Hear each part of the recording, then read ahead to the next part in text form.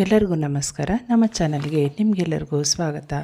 ಇವತ್ತಿನ ವಿಡಿಯೋದಲ್ಲಿ ಮನೆಯಲ್ಲೇ ರೆಸ್ಟೋರೆಂಟ್ ಸ್ಟೈಲ್ನಲ್ಲಿ ಎಗ್ ಫ್ರೈಡ್ ರೈಸನ್ನು ಮಾಡೋದು ಹೇಗೆ ಅಂತ ತಿಳ್ಕೊಳ್ಳೋಣ.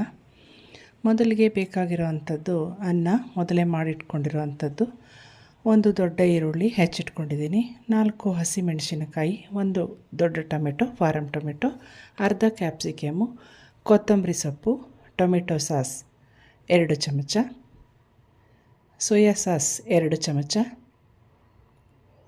1 ಚಮಚ ಗರಂ ಮಸಾಲೆ ಪುಡಿ, 1 ಚಮಚ ಶುಂಠಿ ಬೆಳ್ಳುಳ್ಳಿ ಪೇಸ್ಟ್, ಇನ್ನು ಉಪ್ಪು ರುಚಿಗೆ ತಕ್ಕಷ್ಟು, ಲವಂಗ ಮತ್ತು ಚಕ್ಕೆ.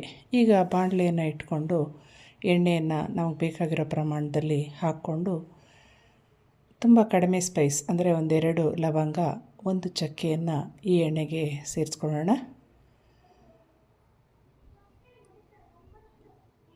ಈಗ ಹೆಚ್ಚಿಟ್ಕೊಂಡಿರೋಂಥ ಈರುಳ್ಳಿಯನ್ನು ಇದಕ್ಕೆ ಹಾಕಿ ಬಾಡಿಸ್ಕೊಳ್ಳೋಣ.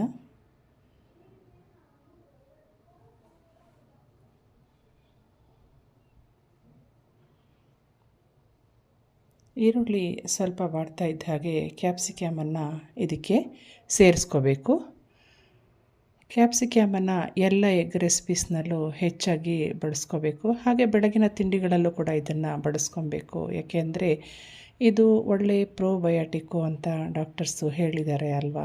ಅದಕ್ಕೆ ಕ್ಯಾಪ್ಸಿಕಮನ್ನು ನಾವು ಹೆಚ್ಚೆಚ್ಚಿಗೆ ನಮ್ಮ ಅಡುಗೆಯಲ್ಲಿ ಬಳಸ್ಕೋಬೇಕು.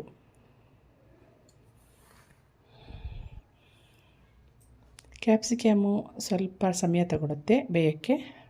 ಈ ಈರುಳ್ಳಿ ಕ್ಯಾಪ್ಸಿಕಮ್ಮು ಸ್ವಲ್ಪ ಬಾಡ್ತಾ ಇದ್ದ ಹಾಗೆ ಇದಕ್ಕೆ ಇನ್ನೂ ಇರುವಂಥ ಇಂಗ್ರೀಡಿಯೆಂಟ್ಸಲ್ಲಿ ನಾವು ಮೆಣಸಿನ್ಕಾಯಿ ಕಟ್ ಮಾಡಿ ಇಟ್ಕೊಂಡಿದ್ವಲ್ಲ ಖಾರಕ್ಕೆ ಅಂತ, ಅದನ್ನು ಈಗ ಸೇರಿಸ್ಕೊಳ್ಳೋಣ.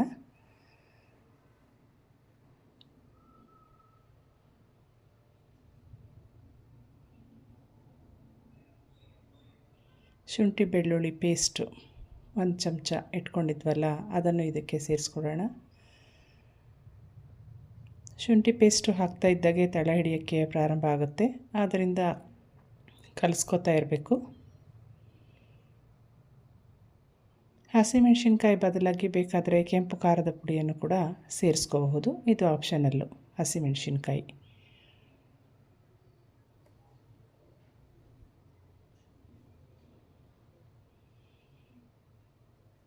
ಸ್ವಲ್ಪ ಉಪ್ಪನ್ನು ಇದ್ರ ಮೇಲೆ ಸಿಂಪಡಿಸ್ಕೋಬೇಕು. ಪುಡಿ ಉಪ್ಪನ್ನು, ಬೇಗ ಬಾಡುತ್ತೆ ಈರುಳ್ಳಿ ಮತ್ತು ಕ್ಯಾಪ್ಸಿಕಮ್ಮು.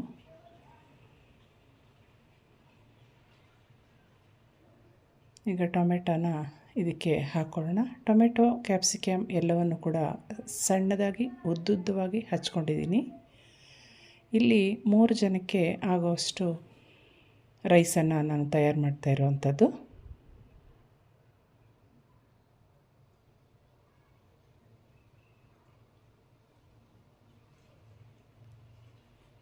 ಟೊಮೆಟೊನು ಸ್ವಲ್ಪ ಹಾಗೆ ಕದಲಿಸ್ಕೊತಾ ಇರಬೇಕು.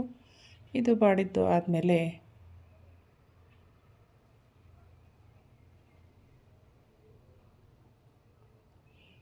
ಇನ್ನು ಉಳಿದಿರೋಂಥ ಇಂಗ್ರೀಡಿಯೆಂಟ್ಸ್ ಆದಂಥ ಈಗ ಫಸ್ಟು ಮೊದಲು ಮೊಟ್ಟೆಯನ್ನು ಹೊಡೆದಿಟ್ಕೊಂಡಿದ್ವಲ್ಲ ಆ ಮೊಟ್ಟೆಯನ್ನು ಇದಕ್ಕೆ ಸೇರಿಸ್ಕೋಬೇಕು.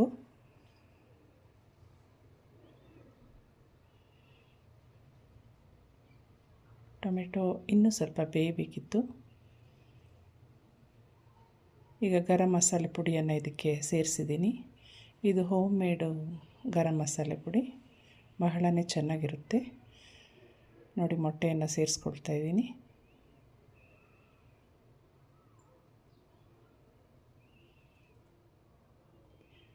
ಇಲ್ಲಿ ಒಂದು ಟಿಪ್ ಏನಂದರೆ, ಮೊಟ್ಟೆಯನ್ನು ಸೇರಿಸಿ ಆದಮೇಲೆ ತೊಳೆ ಹಿಡಿಯೋಕ್ಕೆ ಪ್ರಾರಂಭ ಆಗುತ್ತೆ. ಸ್ವಲ್ಪ ನಿಧಾನವಾಗಿ ಇದನ್ನು ಕದಲಿಸ್ಬೇಕು. ಸ್ವಲ್ಪ ಉಪ್ಪನ್ನು ಸಿಂಪಡಿಸಬೇಕು. ತುಂಬ ಜೋರಾಗಿ ಕೆದಕ್ತಾ ಹೋದರೆ ಮೊಟ್ಟೆ ಎಲ್ಲ ಪುಡಿ ಆಗಿಬಿಡುತ್ತೆ. ನಿಮಗೆ ಅನ್ನದಲ್ಲಿ ಅಲ್ಲಲ್ಲಿ ಇದು ಚೂರು ಚೂರು ಸಿಕ್ಕಬೇಕು, ದಪ್ಪ ಚೂರು ಅಂದರೆ ಸ್ವಲ್ಪ ನಿಧಾನವಾಗಿ ಇದನ್ನು ಕದಲಿಸ್ಕೊತಾ ಇರಬೇಕು.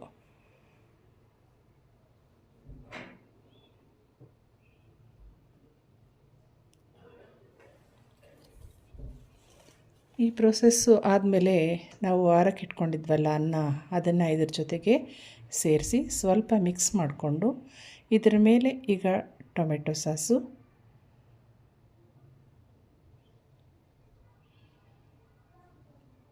ಮತ್ತು ಸೋಯಾ ಸಾಸ್ ಇಟ್ಕೊಂಡಿದ್ವಲ್ಲ ಅದನ್ನು ಸೇರಿಸಿ ಹೈ ಫ್ಲೇಮಲ್ಲಿ ಇಟ್ಕೊಂಡು ಮಿಕ್ಸ್ ಮಾಡ್ಕೋತಾ ಹೋಗಬೇಕು.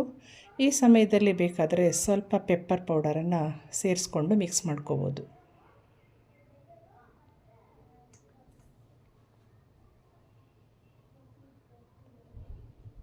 ಫ್ಲೇಮು ಹೈಯಲ್ಲಿರಬೇಕು.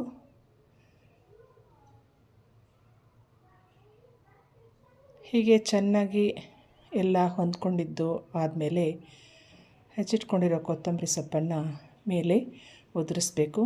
ಹೀಗೆ ಟೇಸ್ಟಿಯಾಗಿರೋಂಥ ರೆಸ್ಟೋರೆಂಟ್ ಸ್ಟೈಲ್ ಎಗ್ ರೈಸು ರೆಡಿಯಾಗಿದೆ. ಹಾಟಾಗಿ ಇದನ್ನು ಸರ್ವ್ ಮಾಡ್ಕೊಳ್ಳಿ. ಬಹಳ ರುಚಿಯಾಗಿರುತ್ತೆ. ಹೇಗೆ ಬಂತು ಅಂತ ಕಮೆಂಟ್ ಮಾಡಿ ತಿಳಿಸಿ. Thank you.